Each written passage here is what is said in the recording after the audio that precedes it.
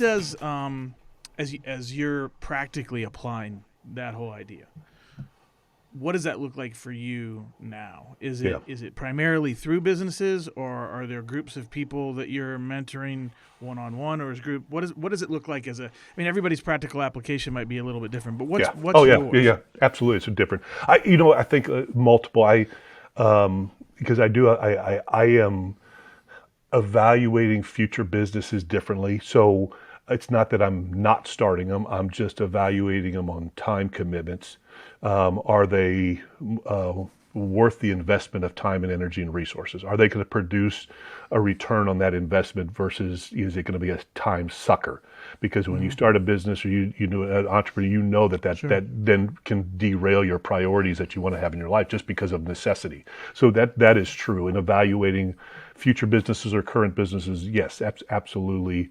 I'm not going to go out there and try to start an Amazon when I'm 60 years old. Um, but so that definitely changes that perspective. In a practical, I look at things a little bit differently.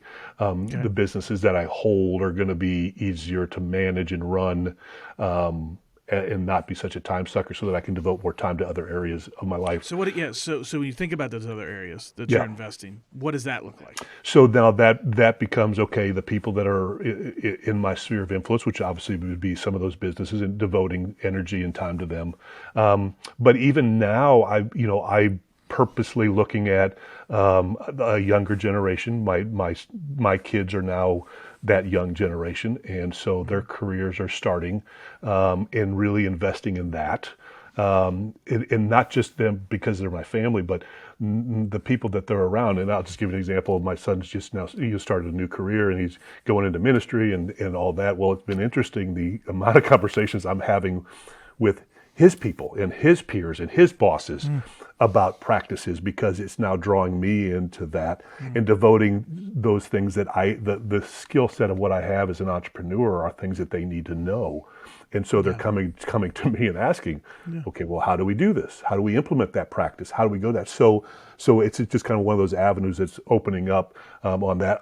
I'm this year one of my priorities for this year that I'm going to try to get knocked out is want to start a 10x vision for charities. And what does Mm, that mean is to have charities today are in decline, and they're going backwards, and nobody wants to talk about it. Is charitable giving hasn't changed in 30 years, mm, but the expenses are up 35-40%. Everybody's going backwards, and that $1 that you have to raise is a lot of work to raise $1. Well, what if you went out and raised $1, but that $1 that you raised produced 10 more dollars mm, on there? That's a sustainable model that you need to think about as a donation, because it's going to be harder and harder every year to raise $1.